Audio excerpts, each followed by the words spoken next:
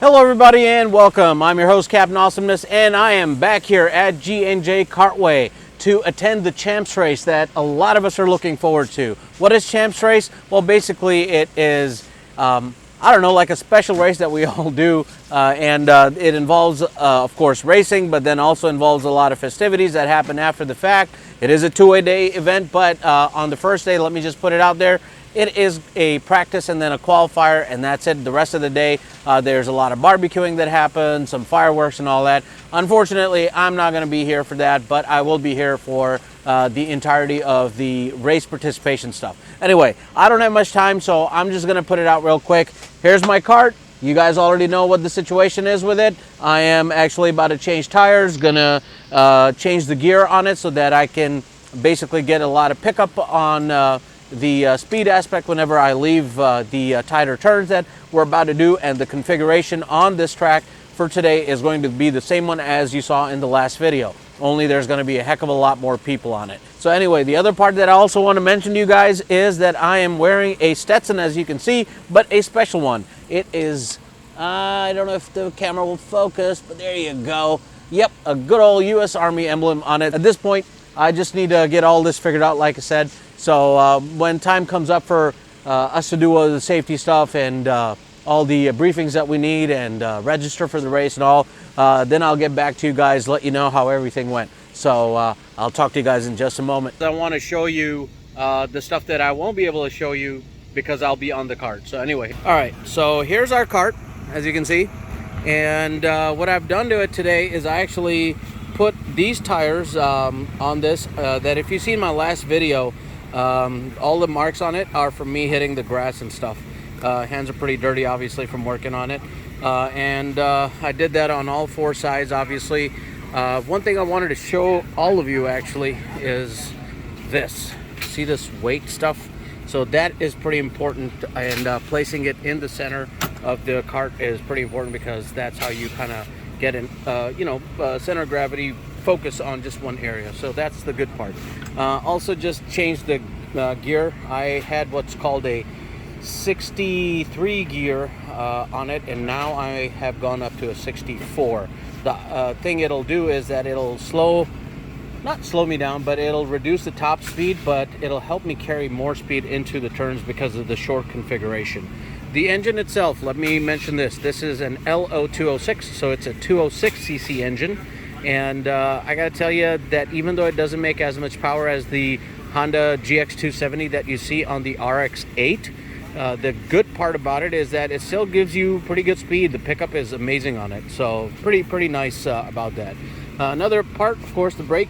This is a caliper brake system based on a hydraulic line. So all of this is fed by a hydraulic line, obviously, and it gives you pretty good bite. So you have to be pretty measured in the way you hit the gas pedal and the brake pedal in this car.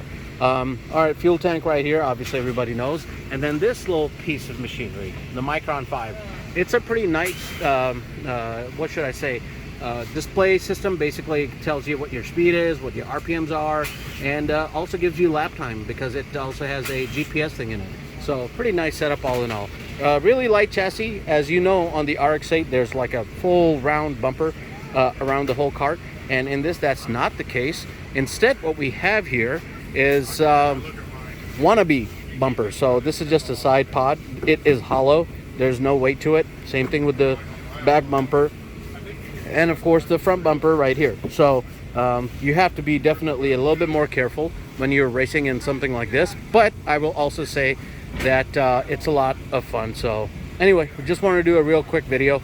And we are now on day 2 of the OVKA Champs Race series. All right guys, so why did I skip all of day 1 and not really get back to you? And that's all got down to the one fact that we did not really have much to talk about or show you guys, at least not in detail. And the reason is that all we did on Saturday, for those who are actually going to race for today, we did 2 rounds of practice and then 1 qualifying. And then after that we had some other events which I'm going to get into. But anyway, let me just talk about practice. It's just practice, man. It's just practice. I don't know if any one of you have ever heard that reference, but if you know about it, you know what I'm talking about. And practice actually ended up being a good thing for us. The reason being is that on my assigned kart, number 4, there was a lot that we needed to work on. It was everything from, like I said, I wanted to go up a higher gear, and then I wanted to make sure some of the other small issues that it was giving me at the time were no longer there. As you may remember in the last video, even my own team captain said that it handled like crap. Well, that's no longer the case. After those practices, we went into the kart and had a look at what we could do. We went on newer tires. We made sure that the chain was good to go. The chain sprocket that we use for the back, like I said, is at 64. And then just a couple other things that we did, change the oil, all that stuff. And then the most important part was we scraped off all the old tire crap from the tires that we actually installed, since those tires that I had were, well, the tires that I had installed now on kart number 4 have already been used in 2 other races, but they're still good to go. And I don't know why I keep playing with my nose. It feels like something's in there. Anyway, once we did that, we went into qualifying. I was in there with all of the, I suppose, known folks who've raced there. And I started off, well, there was no position that you start off on. Everybody just goes. Whoever gets the best lap time, then for the actual race, will get themselves in a position, right? Well, I was racing against everyone, to include my team captain, who was on this kart right here, number 22. And yeah, I cannot believe it, but I got to tell you guys, it ended up putting me in 4th place for today's race.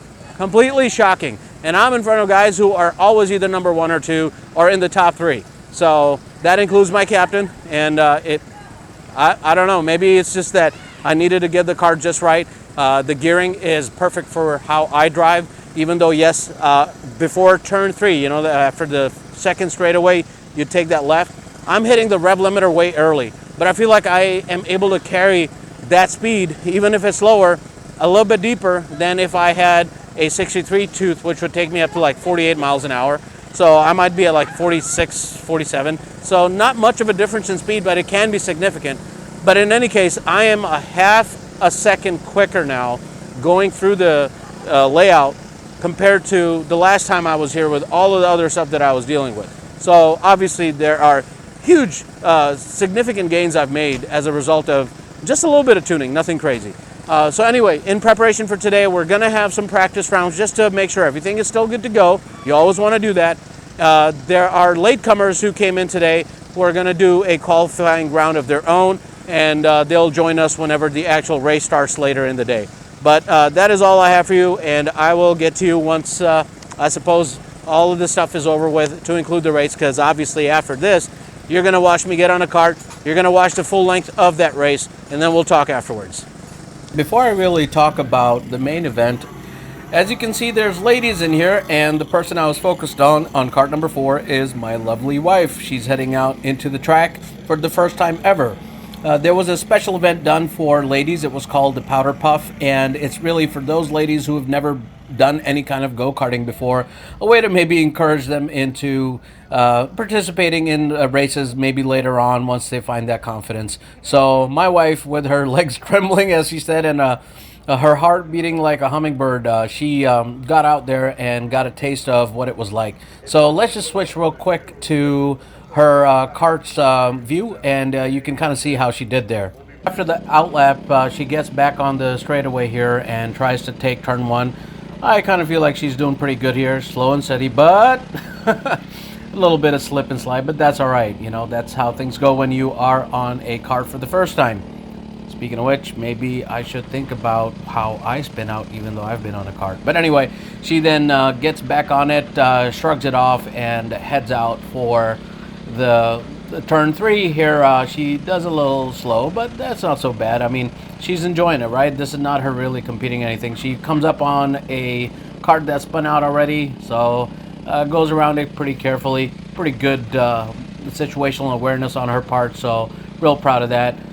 Takes in the kink that will lead into the front straightaway to the kart, but misses that turn over there that she was supposed to take. In any case, doesn't matter, right? She's at least on the track and not on the grass. So yeah, she continues on this way until comes up to turn 4, about to take that turn, and slips again, which is okay. I kind of looked at that feeling kind of sort of funny about it, because I'm like, yeah, look at that. She's doing exactly the same stuff that I was doing. But you know, it is what it is. I like the fact that she still kind of shrugged this situation off as well, and then moved on after everybody passed from that to get back into the mix with them. And to be honest with you, she was able to catch back up to them. She came across and finished in 4th place. Not so bad for a first timer. Of course, as she finishes, I walk up to her after she parks her cart and follow on the conversation, I suppose, if you understand my language. Lady, so I can't really say. Yay! हैं? How was it? बस बहुत अच्छा किया आपने. कैसा लगा आपको? बिल्कुल आला. Very good, very good. हैं? Can you take it off? हाँ ठीक है चलो. So let's move on to the main event of the day. So as I mentioned to you guys before, on Saturday we did the practice and then the qualifications, and then on Sunday we did the pre-final, which is basically the first race that was a 10-lap long race, and then we did the final, which was a 15-lap long race. Well, on the pre-final, as I mentioned to you guys, I had positioned myself in 5th place. I said 4th at first, but it's 5th place, and that to me was a shocker. No less the fact that it was a shocker to everybody else. They could not believe what they just saw, that I turned in a real good lap time, and then I placed myself real up high. As you all know, I've been kind of at the tail end, and I've been stuck there. Part of that has to do with the fact that I had to stay down there in the beginning because that's just a rule that they have at the track, that even if you are fast, if you are new to the track, you have to start at the end until you've gotten about, I don't know, I think somewhere around 4 or 5 races and something like that. I can't remember the exact number. But in any case, that's what led to Sunday, where I started off in 5th place. As and when that race, the pre-final, went on, I kind of gave up a few positions. I basically ended up being in 9th place, and that's just because of, well, the fact that I was giving up a lot of space in a lot of places, and I actually had changed the gear. See, in the qualifying round, I had a 64 tooth gear, and then for the pre-final and the final, I went down to a 62. Those 2 teeth missing really caused a bit of a challenge for me. I wasn't accustomed to the fact that when I would take those teeth down, it would affect the acceleration of the cart coming out of the hole, so to say, and that led me to not being able to keep that pace the same way I was on a 64, because what I wanted to do with the 62 was get a little bit more top end, especially on the back straightaway, but now in hindsight, I don't think it was worth it. In any case, in the pre-final, unfortunately, as I finished the race off and went over to the weigh scale to get checked that I was within compliance, remember, 390 pounds is the minimum you can weigh, I came across a scale at 388 pounds. So that became a bit of a problem. I got disqualified, and then for the final, I actually had to start dead last yet again. Basically, out of 19 people, I think I was number 18.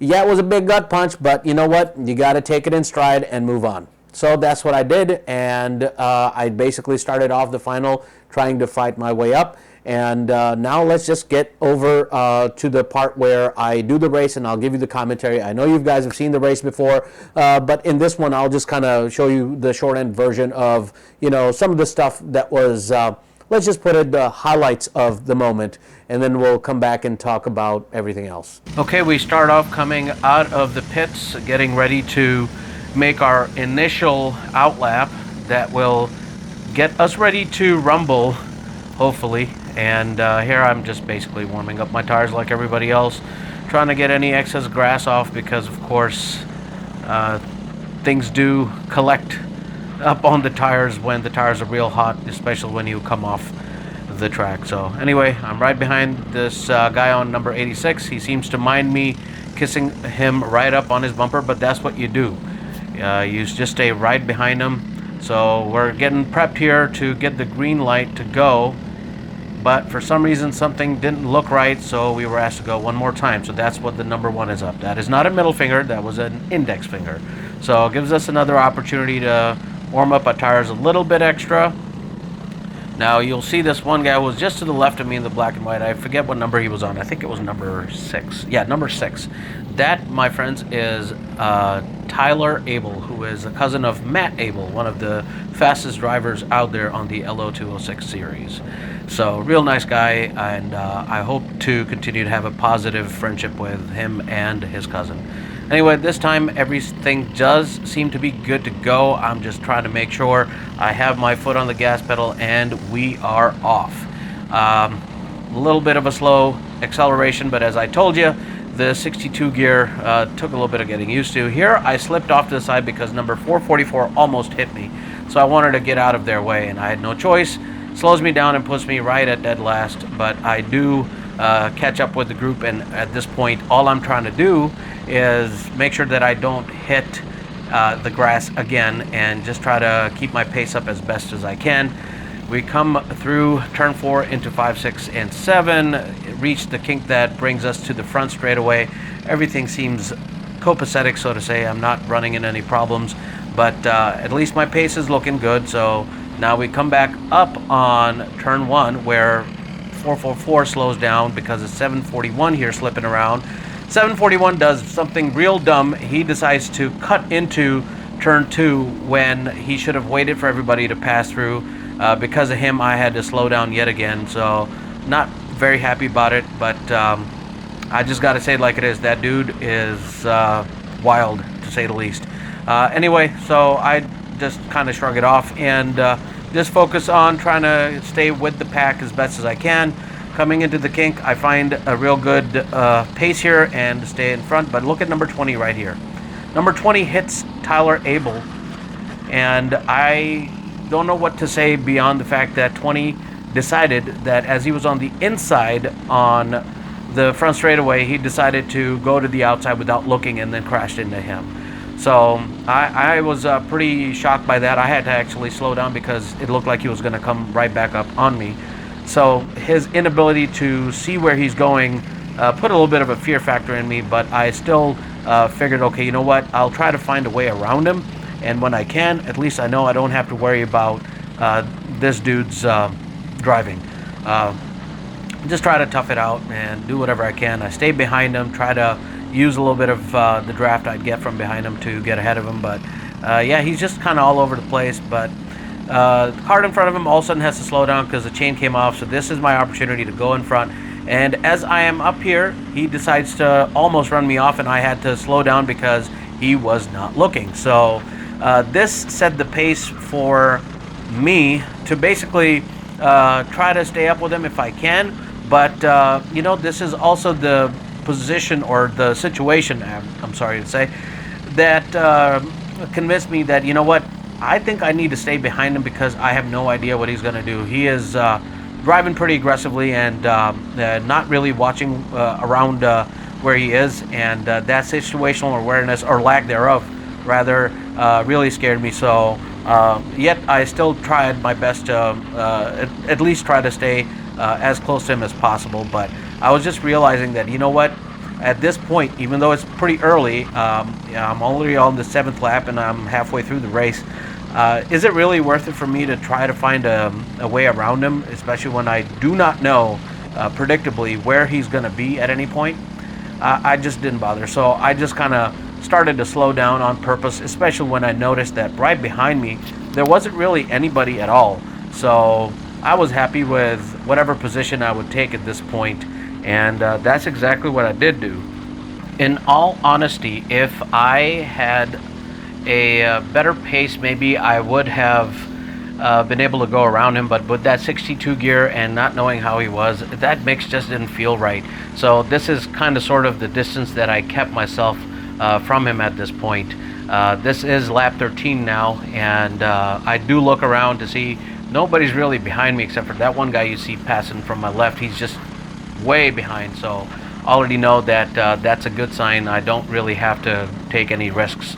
But right now I was also thinking about how I should have stuck with a 63 gear, and that would have given me just the acceleration I would have needed to get around him when I should have. So yeah, that just leads us on into the last lap, which I was really glad to see the white flag getting raced for. because it had started to rain, and being on slicks, I really didn't want to risk anything. So look behind real quick. I was way ahead of everybody, but then you can also see the guys way ahead of me as well. So, whatever. Like I said, I just was trying to play it safe. I was not happy with number 20's antics. Anyway, right here is something crazy that happens. My camera mount stayed on the cart, but the actual casing just broke off the way it did. And I don't know what that was, but yeah, here it is, the camera just kind of staring itself until, of course, I walk up to it to pick it up, especially when after the race, they announced a delay because of all the rain. So you can see right above all them clouds.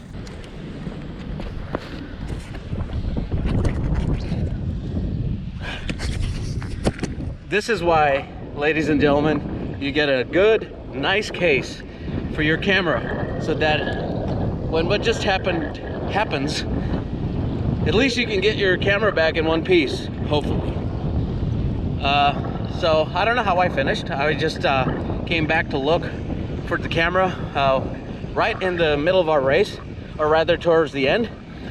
They put an announcement out that the rain is going to have to delay the rest of the sessions. Our race actually went first, but I'm enjoying the rain actually because I'm so hot. But I did run into some problems, as you can see from the footage. It got a little crazy, but still, I think I enjoyed it.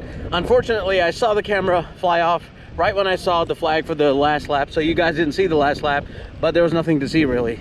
So I'm just gonna go back to the stands, go back to the pit. We're actually gonna pack up and get out of here.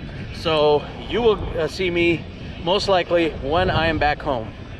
So all in all, a really great race. I don't really think I have anything really to say about it other than, you know what, it's a work in progress. In that, you know, as and when I'm learning certain things about the kart, about the track, and how the kart behaves around it under different configurations, I will eventually figure it out. For me, the biggest accomplishment was the fact that I did, you know, place 5th place in the qualifying. Whatever happened afterwards is whatever, you know, again, just a learning curve, so to say. It's on me really that I did not check to see whether I had the right weight on for this pre-final and the final. Basically what had happened was I didn't take any weights off, but the fuel level had gone down and some other things had happened. My wife also had raced on that kart, so I never really went to the weigh scale just to make sure that, hey, am I still within compliance or not? None of that happened, so again, it's all on me. But anyway, for the final race, I did put a 5-pound weight on, and when I finished that final race, I placed 14th, and I was within compliance. I think I crossed that weight scale over at 392 pounds. So just fine there. You know, you want to stay right above 390, even if it's 390.5, but you never want to go below. Anyway, with all that, again, like I said, I placed 14th. I was real happy with it, especially with the fact that out of 19, I started in the 18th position. So all in all, no complaints whatsoever. It was still a great time.